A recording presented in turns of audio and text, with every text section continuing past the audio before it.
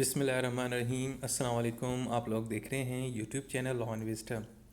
दोस्तों, आज एक नए टॉपिक के साथ फिर आपकी खिदमत में हाज़िर हुआ हूं और यह टॉपिक है पार्लियामेंट्री सॉवरेंटी।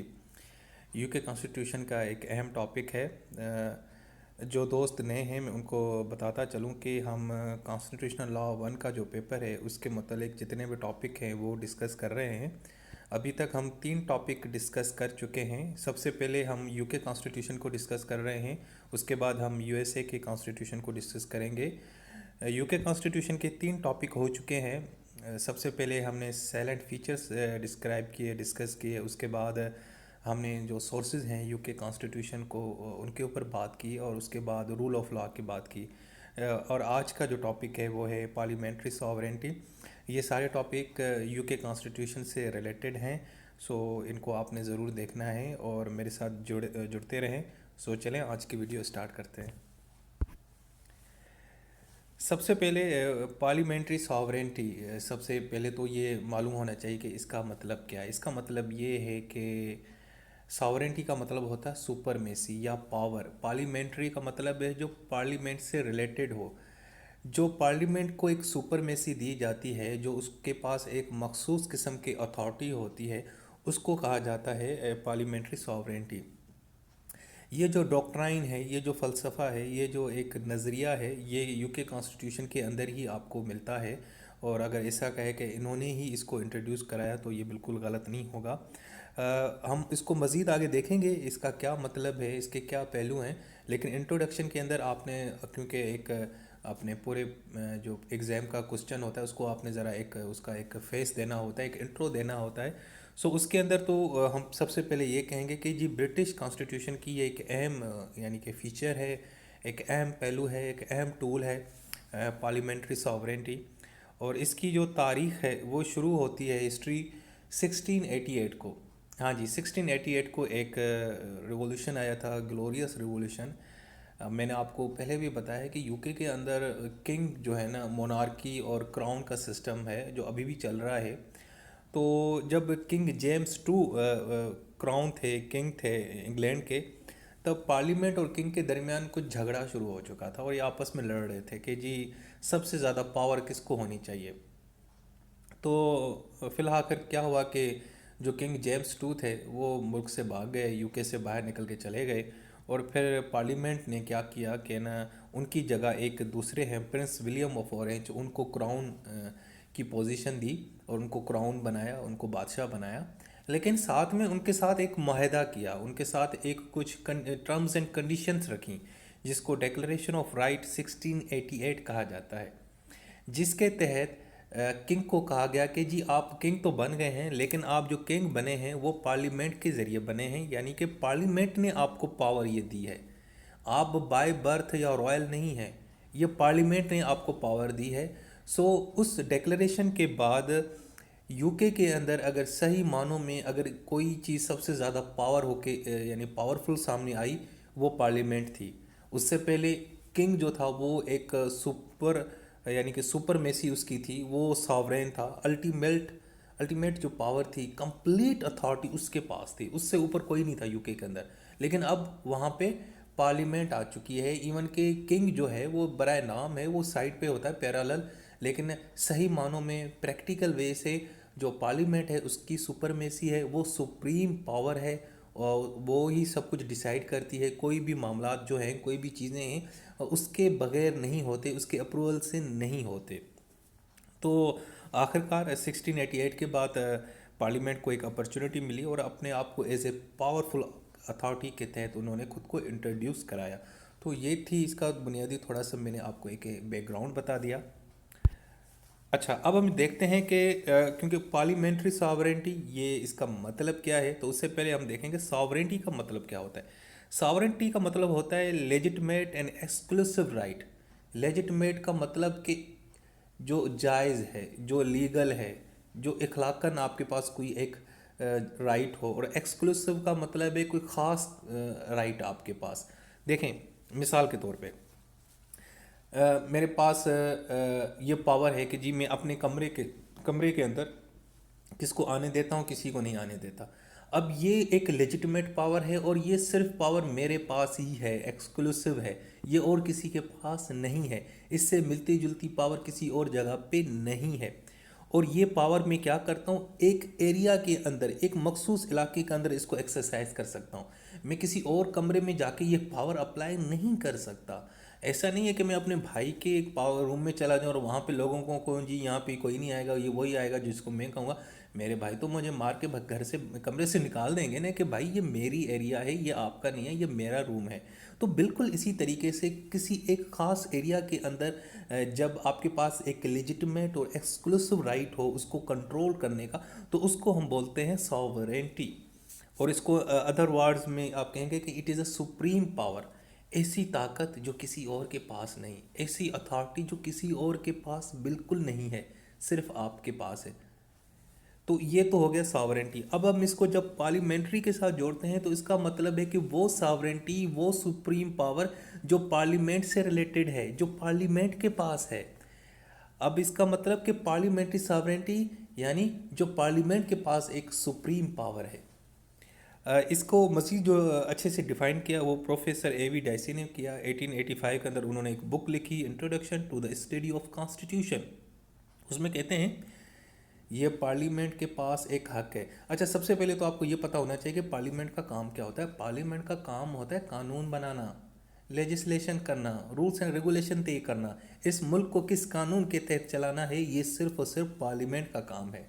सो पार्लियामेंट, जो डैक्सी साहब क्या कहते हैं, वो कहते हैं कि पार्लियामेंट कोई भी कानून बना भी सकता है और उसको ख़त्म भी कर सकता है। ठीक है जी, समझ आ गया। आगे और कहते हैं किसी शख्स को ये इख्तियार भी नहीं है कि वो पार्लियामेंट के बनाए हुए कानून को ख़त्म करे या उसके ऊपर अमल न करे या उसको रिजेक्ट करे या उसको डिग्रेड करे।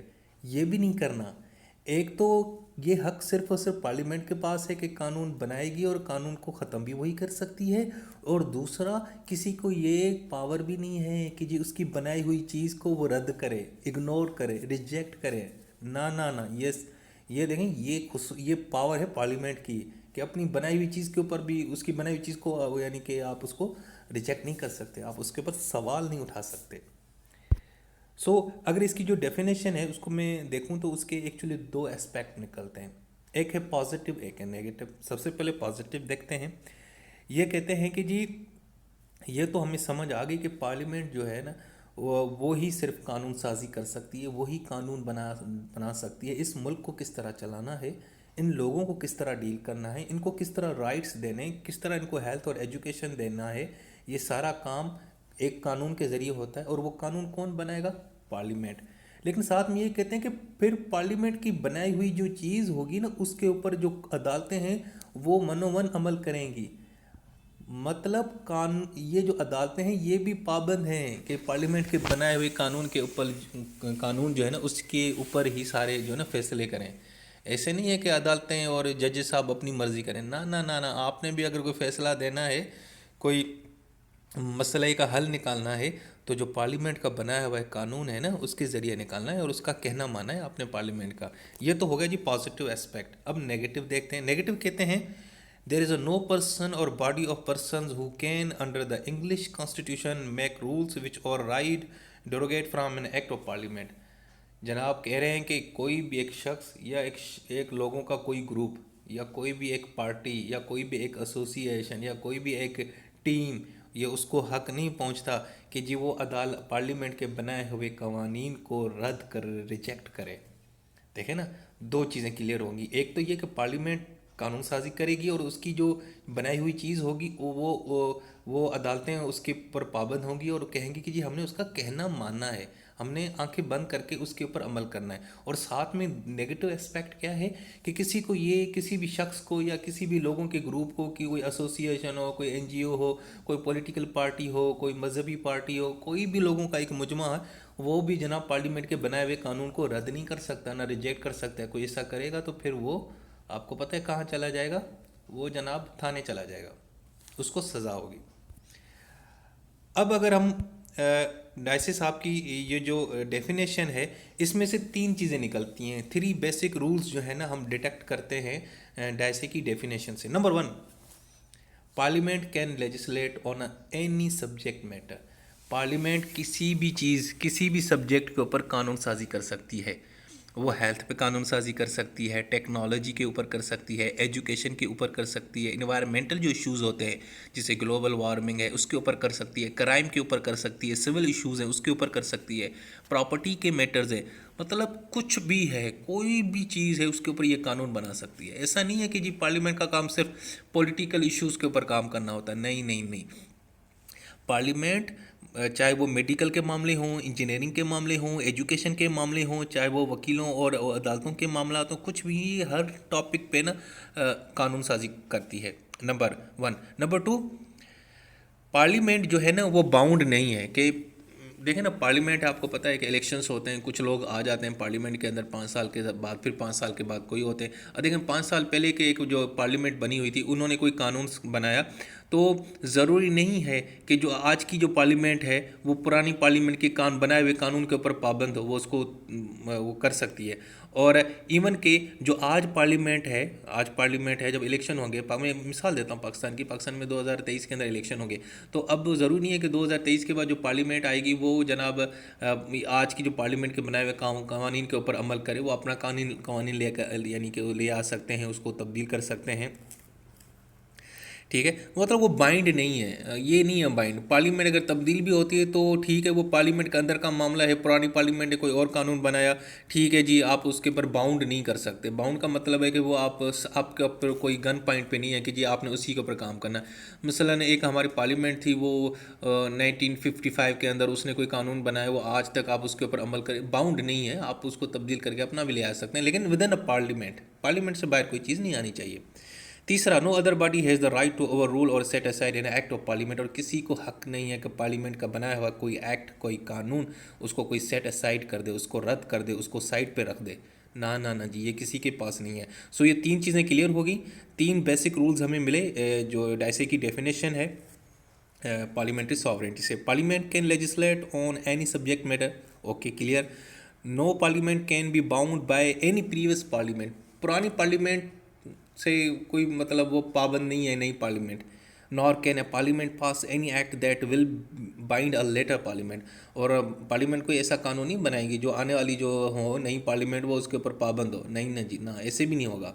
और तीसरा है, no other body has the right to overrule asset, और ये किसी को हक भी नहीं है पार्लियामेंट के बनाए हुए कानून को तब्दील करे। हाँ, पार्लियामेंट को है कि पार्लियामेंट के ही बंदे अगर वो कहेंगे जब हमने इसको तब्दील करना है तो वो तब्दील कर सकते हैं। सो ये हो गए 3 बेसिक रूल्स। अब देखते हैं कि पार्लियामेंट किन इन वाट वेज, किन तरीकों में ये सॉवरेन है, इतनी पावरफुल है। एक तो देखें, पार्लियामेंट अल्टीमेट पॉलिटिकल अथॉरिटी है। ज़्यादातर जो की डिसीजंस होते हैं वो ज़्यादातर आपको पता है पार्लियामेंट से अप्रूव होते हैं। मैं यहाँ भी यूके की बात करता हूँ, लेकिन कुछ चीज़ें ऐसी होती हैं जैसे मिलिट्री और फॉरेन डिसीजन वो प्राइम मिनिस्टर लेते हैं। मिसाल के तौर पर किस मेजर जनरल को रखना है, किसको जो है ना इंटेलिजेंस का हेड बनाना है, किसको कहाँ पे ट्रांसफ़र करना है, कौन सा मिनिस्टर लगाना है, किसको बाहर जाके ना सफ़ीर लगाना है जो हम एम्बेसडर बनाते हैं, ये वगैरह। तो ये तो प्राइम मिनिस्टर काम करते हैं, आपको पता है, ये पार्लियामेंट से इनका अप्रूव की ज़रूरत नहीं होती। इसके अलावा all powers exercise by minister, जितने भी मिनिस्टर के पास पावर हैं वो उसको यूज़ कर सकते हैं लोकल गवर्नमेंट में और अदर पब्लिक बॉडीज़ में। पार्लियामेंट ने जो जो पावर्स आपको दी हुई है ना, अगर पार्लियामेंट ने कहा है कि चलो जी ये मैं काम नहीं कर सकती क्योंकि मेरे पास इतना टाइम नहीं होता, ये एक छोटी ऑर्गेनाइजेशन बना दी और इसके ज़िम्मे लगा दिया कि ये आपने काम करना है, तो फिर वो कर सकती हैं, ऐसा कोई नहीं है। देखें यहाँ पे भी देखें, हर चीज़ पार्लियामेंट से निकल रही है। पार्लियामेंट इजाज़त देती है तो कोई उसके हिस्से का काम करता है, नहीं तो वो भी किसी की मजाल नहीं है। Parliament is not bound by predecessors, पुराने जितने भी पार्लियामेंटेरियन बने हैं वो ज़रूरी नहीं है कि पास्ट की पार्लियामेंट ने कोई कवानीन बनाए और आप जो है अभी तक उसके ऊपर चले, ऐसा कोई नहीं है। और दूसरा, ये पार्लियामेंट को ये भी हक नहीं बनता कि कोई ऐसा कानून बनाए जो आने वाली पार्लियामेंट है वो उसके ऊपर बाउंड रहे, ऐसा नहीं है भाई। ये आप जो है ना पास्ट और फ्यूचर से आज़ाद है। दूसरा, कोई भी पार्लियामेंट अगर उसको कोई कानून बनाती है और उसके बाद तो मिनिस्टर्स ने भी अगर कोई बनाते हैं, प्राइमरी है और सेकेंडरी कानून साजी कर रहे हैं बाद में और उसमें तब्दील करें, तो वो पार्लियामेंट उसको तब्दील कर सकती है, ओवर रूल कर सकती है। ऐसी बात नहीं है कि कुछ स्टेजेस होते हैं ना लेजिस्लेशन की, तो अगर पहली और सेकंड स्टेज पे है आपका आपका जो आपका कानून है, लॉ है, तो उसको ये चेंज कर सकती है। हाँ, लेकिन जब कंप्लीट वो अप्रूव हो जाए, सब उसके ऊपर वोटिंग कर लें, तो उसके बाद फिर मुश्किल हो जाता है, उसके बाद फिर दोबारा शुरू से प्रोसेस शुरू किया जाता है। अब देखें पार्लियामेंट के क्या कंस्टिट्यूट हैं, उसके क्या मेंबर्स हैं। तो तीन चीज़ें हैं यूके के अंदर। क्राउन जो है ना, वो भी, जो किंग या क्वीन होता है वो भी पार्लियामेंट का एक हिस्सा है। इसके अलावा हाउस ऑफ कॉमन्स जो एक बहुत मोअज़्ज़ज़ घर है, उसके बाद हाउस ऑफ लॉर्ड्स। देखें हमारे यहाँ क्या है कि हमारे यहाँ ना, अब अगर मैं आपको समझाऊँ पाकिस्तान की नज़र में इन तीनों चीज़ों को कि ये पाकिस्तान में किसके बराबर है। पाकिस्तान में जो क्राउन है ना, ऐसे समझिए वो प्रेसिडेंट के बराबर है, क्योंकि प्रेसिडेंट का भी वही काम है जो लगभग यूके के अंदर एक मोनार्क का या किंग का काम है, कि बस ये वो कानून बनेगा उसके ऊपर सिग्नेचर करने हैं। हाउस ऑफ कॉमन्स यहाँ पे सेनेट, जहाँ जो सेनेट के बंदे होते हैं वो हाउस ऑफ कॉमन के बराबर हैं। और हाउस ऑफ लॉर्ड्स को यहाँ पे पाकिस्तान में नेशनल असेंबली करते हैं। देखें पार्लियामेंट के दो हाउसेज होते हैं, अपर हाउस और लोअर हाउस। अपर हाउस को पाकिस्तान में सेनेट और यूके के अंदर हाउस ऑफ कॉमन्स कहते हैं। और पाकिस्तान में जो लोअर हाउस है उसको नेशनल असेंबली और वहाँ पे हाउस ऑफ लॉर्ड्स बोलते हैं। और इसके अलावा जो किंग है वो भी पार्लियामेंट का हिस्सा है। बहुत सारे दोस्तों ने जिन्होंने मेरे से लीगल सिस्टम पढ़ा है, तो मैंने आप लोगों को बता चुका हूँ कि जो पार्लियामेंट की डेफिनेशन होती है उसके अंदर सिर्फ अपर हाउस लोअर हाउस नहीं आता, उसके साथ प्लस में प्रेसिडेंट भी आता है। क्योंकि जो कानून बनता है वो तब तक फाइनल शेप में नहीं आता जब तक प्रेसिडेंट उसको अप्रूव ना करे। सो president is also a part of parliament. अच्छा जी, अब पार्लियामेंट्री सुपरमेसी देखेंगे पब्लिक राइट के हवाले से। देखें 1689 के अंदर बिल ऑफ राइट आया, जिसके अंदर बताया गया कि जी जो पार्लियामेंट के जो मेंबर्स होंगे उनका इलेक्शन होगा और वो आज़ाद होंगे, उनको सेलेक्ट किया जाएगा। और दूसरा ये भी है कि अगर किंग किसी कानून को जो है ना रिजेक्ट करता है, सस्पेंड करता है और पार्लियामेंट से इजाज़त नहीं मांगता, मतलब without any ascent of parliament, ना पार्लियामेंट से आपने किंग साहब ने ना कोई मशवरा किया ना कोई उससे सजेशन लिया और ऐसे ही कानून को उड़ा दिया या बना दिया, तो ये इलीगल होगा। ये बिल ऑफ राइट्स के अंदर तय पाया था। एक्ट ऑफ सेटलमेंट्स 1701 के अंदर क्या हुआ था, उसमें ये हुआ था कि भाई किंग के पास ये जो थ्रोन है, ये जो ताज है, ये जो उसको जो जगह दी गई है, जो ये तख्त दिया गया है, वो एक्चुअली पार्लियामेंट के ज़रिए दिया गया है। वो पार्लियामेंट का महरूनी मिन्नत है, वो उसका रॉयल फैमिली से कोई ताल्लुक शालुक नहीं है। इसके अलावा act of union with Scotland 1707 और आयरलैंड, इस कानून के तहत पार्लियामेंट ने ये कानून बनाया जिसके तहत स्कॉटलैंड और आयरलैंड जो है ना वो यूके का हिस्सा बन गए। पार्लियामेंट एक्ट 1911 के अंदर, उसके अंदर भी ये था कि जो हाउस ऑफ लॉर्ड्स थे ना अपर हाउस के, उनके पावर्स को थोड़ा कर्टेल कर दिया गया था, कम कर दिया गया था। क्योंकि पहले ये था जो मनी बिल की जो पावर्स होती है ना, जो बजट बनता है उसकी पावर्स जो थी ना वो हाउस ऑफ लॉर्ड्स के हाथ में थी, वो उनसे उन्होंने वापस कर ली कि जी नहीं, ये सिर्फ और सिर्फ हाउस ऑफ कॉमन करेंगे। जो बजट बनेगा वो हाउस ऑफ कॉमन यानी लोअर हाउस यानी पाकिस्तान के अंदर नेशनल असेंबली वाले लोग करेंगे। इसके अलावा जी वेस्टमिनिस्टर 1931 कानून बना, उसके अंदर जो डोमिनल लेजिस्लेचर का जो था उसको एक फुल लेजिस्लेटिव अथॉरिटी दी गई थी, उसको फुल पावर्स दी गई। इसके अलावा जी अब देखते हैं सुपरमेसी रिगार्डिंग प्राइवेट राइट्स। जो प्राइवेट यानी कि आम लोगों के जो राइट्स हैं वो तो सारे आपने देखा ना कि पब्लिक मामला थे। मसलन सबसे पहले जो है वो देखें जी, जो हमारे बड़े एक सुप्रीम कोर्ट के जज थे यूके के कॉक साहब, उन्होंने कहा कि जी तीन चीज़ें हैं। एक तो ये है कि वो किसी भी माइनर को या इन्फेंट को जो है ना बुला सकते हैं, उसको एड्रेस कर सकते हैं, उससे उसका मामला हल कर सकते हैं, उसके मतलब कानून साजी कर सकते हैं। और किसी को भी ना एलियन कोई बाहर का बंदा है उसको सिटीज़नशिप दे सकते हैं, उसको यूके का बंदा बना सकते हैं या यूके से निकाल सकते हैं।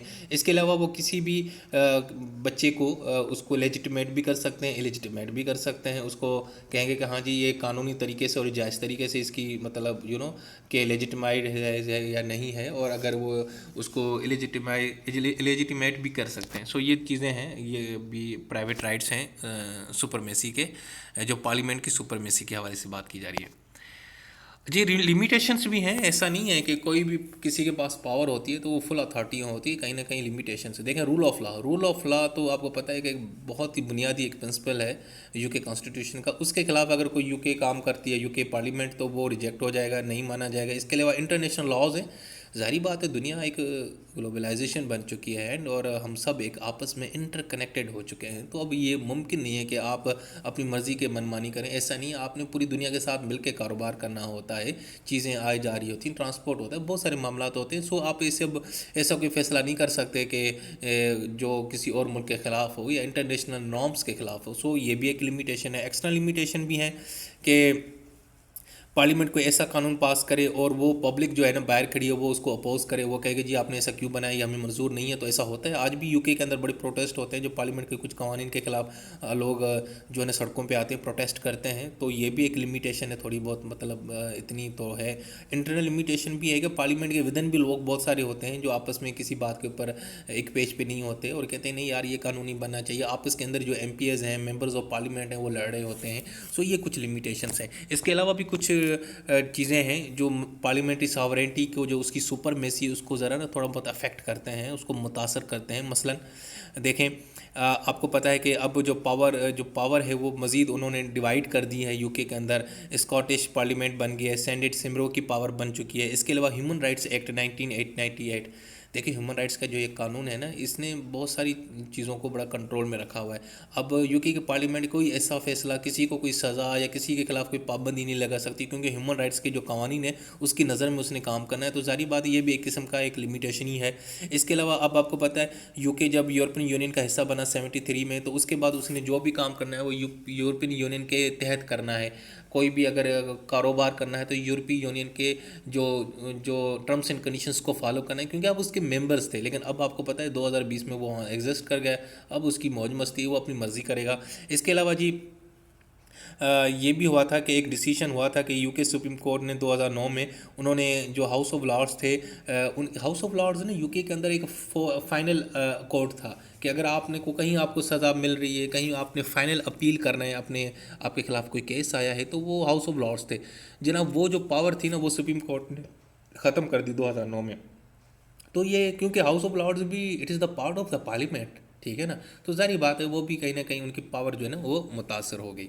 सो दोस्तों, ये थी आज की वीडियो। मैंने इसमें आपको पार्लियामेंट्री सॉवरेंटी के बारे में बताया, ये क्या चीज़ है और इसकी डेफिनेशन, इसके बेसिक रूल्स क्या हैं। इसके अलावा हमने जो है ना इनको कौन से किस तरीके से ये पार्लियामेंट सॉवरेन है, अपनी सुपरमेसी को वो मनवाती है, इम्प्लीमेंट करवाती है। इसके अलावा उसके क्या हिस्से हिस्से हैं, इसकी जो सुपरमेसी है पब्लिक राइट्स की, हमने कुछ एग्जांपल दिए जैसे बिल ऑफ राइट्स 1689, ये 1701 का सेटलमेंट एंड सो ऑन। इसके अलावा उसकी सुपरमेसी प्राइवेट राइट के हवाले से, उसकी लिमिटेशंस भी अच्छा पूछा जाता है कि इसकी लिमिटेशन तो है ना, ऐसी थोड़ी है कि बिल्कुल, मतलब ये भी नहीं है, कहीं ना कहीं लिमिटेशंस होती हैं। सो लिमिटेशन भी है और उसकी कुछ और जो रिसेंट डेवलपमेंट हुई हैं जिसकी वजह से मज़ीद जो है ना वहाँ की जो पार्लियामेंट्री सॉवरेंटी है वो मुतासर हुई है।